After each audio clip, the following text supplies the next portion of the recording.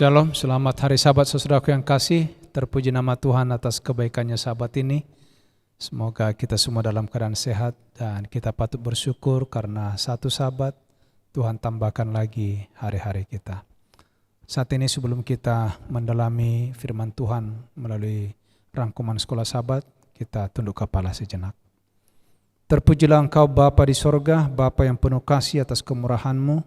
Sabat ini kami sedang berkumpul di dalam mempelajari firman Tuhan. Biarlah kiranya kuasai kami dengan roh-Mu, terlebih hamba-Mu, agar kami boleh mengerti janji Tuhan, rencana-Mu dalam kehidupan kami. Ampuni dosa kami Bapa, dalam nama Yesus kami berdoa dan mengucap syukur. Amin. Saudara-saudara yang kasih dalam Tuhan, satu Sabat ini kita senang karena mempelajari satu sosok yang cukup terkenal dan sering sekali menjadi bahan khotbah bahkan ilustrasi. Bahkan ada orang yang membuat topik tentang kehidupannya dengan merpati ingkar janji. Tapi kali ini judulnya berbeda, disebut dengan Nabi yang gelisah. Di dalam Yunus 4 ayat 11, bagaimana tidak aku akan sayang kepada Ninive, kota yang besar itu yang berpenduduk lebih dari 120.000 orang, yang semuanya tidak tahu membedakan tangan kanan dari tangan kiri dengan ternaknya yang banyak. Saudara-saudara yang kasih dalam Tuhan, kita tahu sendiri pelajaran satu minggu ini adalah berbicara tentang Yunus dan orang Ninive. Sungguh kita bersyukur, kenapa? Karena di sini ada pelajaran yang sangat penting. Nabi yang melarikan diri dari Tuhan, yang mengeluh, bahkan putus asa, seorang yang unik pengalamannya, oleh karena dia harus ditelan oleh ikan, berada di perut ikan 3 hari, dan Tuhan tetap di dalam mengendalikan akan perjalanannya. Seorang misionaris yang luar biasa dan sukses, tapi melarikan diri. Ini adalah satu hal yang mungkin perlu kita pelajari, ada apa sebenarnya? Kenapa bisa seperti itu? Di dalam Yunus 1 ayat 1 dan 2, datanglah firman Allah kepada Yunus bin Amitai demikian. Bangunlah, pergilah ke Ninive, kota yang besar itu. Berserulah terhadap mereka karena kejahatannya telah sampai kepadaku. Saudara-saudara yang kasih dalam Tuhan, saya pikir ini bukan pekerjaan yang biasa. Ini pekerjaan yang sangat luar biasa. Bagi saya sebagai seorang hamba Tuhan, saya menyadari tidak ada pekerjaan yang paling berat adalah menyangkut dengan hati, menyangkut dengan orang lain, menyangkut dengan sifat, tabiat orang lain. Saudara-saudara yang kasih, ini beban yang paling besar. Ya. Itu sebabnya dalam Yunus 1 ayat 3 dikatakan, tetapi Yunus bersiap untuk melarikan diri ke Tarsis, jauh dari hadapan Tuhan. Ia pergi ke kota Yafo dan mendapat di sana sebuah kapal yang akan berangkat ke Tarsis. Dia membayar biaya perjalanannya, lalu naik kapal itu untuk berlayar bersama-sama dengan mereka ke Tarsis, jauh dari hadapan Tuhan. Saudara-saudaraku yang kasih, kenapa bisa seorang yang tadi dikenal yang cerdas, yang luar biasa, yang sukses, kenapa dia sukses? Dikatakan karena dalam catatan sejarah sesungguhnya ada dokumentasi yang menunjukkan kekejaman para penguasa di zaman Neo-Asur yang mendominasi timur dekat kuno pada abad ke-8 di mana Yunus sedang melayani. Itu boleh kita baca dalam 2 Raja-Raja pasal 18 dengan Yesaya pasal 36. Dikenal bahwa Asur adalah bangsa yang sangat bengis, sangat kejam. Mereka pernah menangkap 200.000 tahanan dari 46 kota, lalu menusuk setiap tahanan ini sampai mati.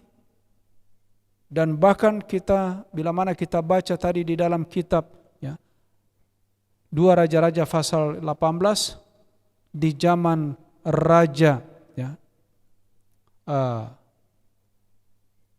disebut di sana, ya, yaitu, ya, di zaman Raja Hizkia, apa yang terjadi saudaraku dalam Tuhan, ya, bahwa Yunus berdiri untuk mempertahankan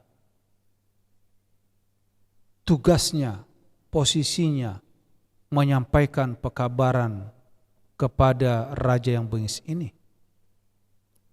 Dengan banyak tantangan yang dihadapi. Saudara yang kasih dalam Tuhan, pertanyaan sekarang kepada kita, sekalipun, ya, ini adalah perintah yang sukar, kenapa Allah harus mengutus Yunus kembali ke Ninive? Tadi ayat inti kita, ayat hafalan kita.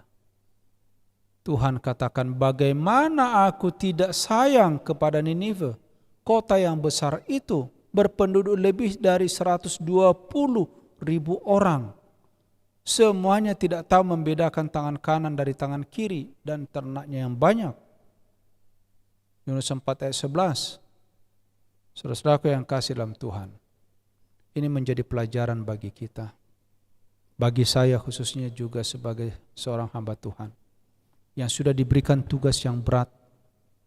Tidak mudah saudara. Jujur kita, apakah mudah kita menasihati orang, mengingatkan kesalahan orang, apalagi orang-orang yang mempunyai jabatan, ambisi, kekayaan dan sebagainya, punya pengaruh? Oh, disinilah sebenarnya saudara-saudaraku yang kasih dalam Tuhan, tantangan yang besar itu. Ketika Yunus melarikan diri, Allah memperingatkan dia dengan cara mendatangkan badai, lalu menyelamatkan dia 3 hari dalam perut ikan. Dan akhirnya Yunus sadar.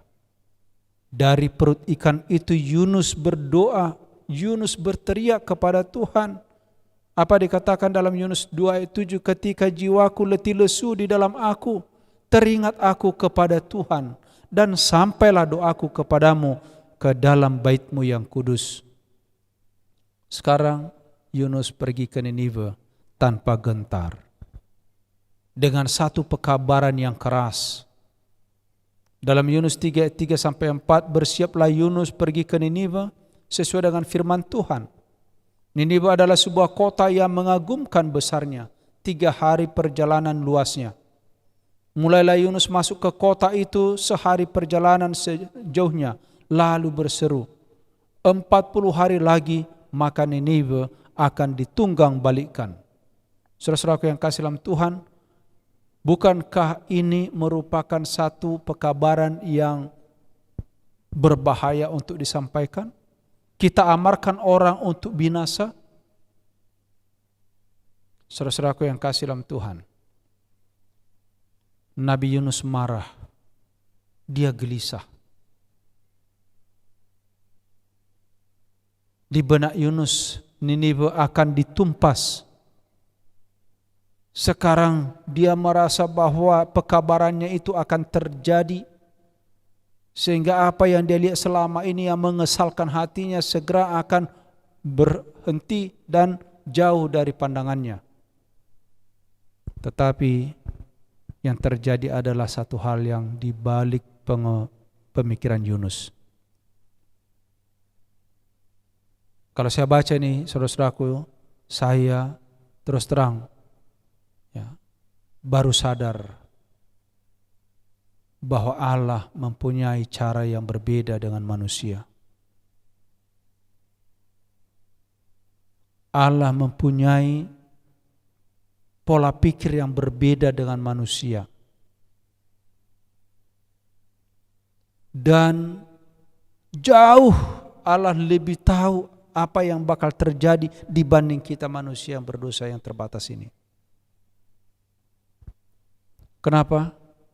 Ternyata orang Niniwe yang jahat itu bertobat, saudara-saudara. Sekarang terjadi kekecewaan di dalam diri nabi ini. Dia gelisah, saudara-saudaraku. Kenapa? Dia sekarang memandang kepada dirinya dianggap sebagai seorang nabi palsu. Karena apa yang dia nubuatkan tidak terjadi. Berarti pekabarannya diragukan. Dia melihat dari pihaknya sendiri, dari cara pandang duniawi. Merasa cemburu demi nama baiknya. Di dalam Alfa Omega jilid 3 halaman 222 dikatakan, Yunus kehilangan pandangan terhadap nilai jiwa yang lebih besar, yang tidak terbatas, yang berada di kota yang jahat itu. Saudara-saudara yang kasih dalam Tuhan, bila mana kita baca Yunus pasal 3, 5 dan 9, orang-orang Niniwe ini percaya kepada Allah, lalu mereka mengumumkan puasa dan doa kepada semua orang, baik orang dewasa maupun anak-anak, bahkan dengan ternak-ternak mereka. Siapa tahu, dikatakan, Allah akan berbalik dan menyesal serta berpaling dari murkanya yang menyala-nyala itu, sehingga kita tidak binasa. Saudara-saudaraku, ini yang tidak pernah terfikir, yang tidak pernah masuk mungkin dalam ingatan kita, dalam ingatan Yunus. Murka berubah menjadi berkat, karena Allah itu panjang sabar. Yunus 3 ayat 10, ketika Allah melihat perbuatan mereka, yakni bagaimana mereka berbalik dari tingkah laku yang jahat, maka menyesallah Allah karena malapetaka yang telah dirancangnya terhadap mereka, dan ia pun tidak jadi melakukannya. Saudara-saudaraku, ini pelajaran penting bagi kita. Betapa kita sekarang ini terjadi di gereja kita sekarang, di organisasi kita terjadi. Umat-umat Tuhan, para hamba Tuhan sedang terlibat seperti Yunus yang kecewa, melihat perbuatan-perbuatan yang kurang. Bahkan sekarang ini kita berusaha untuk mencari tahu kekurangan, menyampaikan dengan begitu gamblang dosa-dosa ke permukaan. Saudara lupa pengalaman orang Niniwe. Itu makanya pelajaran sekolah sahabat ini penting, saudaraku. Ini tiba pada saat kita sedang menghadapi krisis seperti orang Niniwe.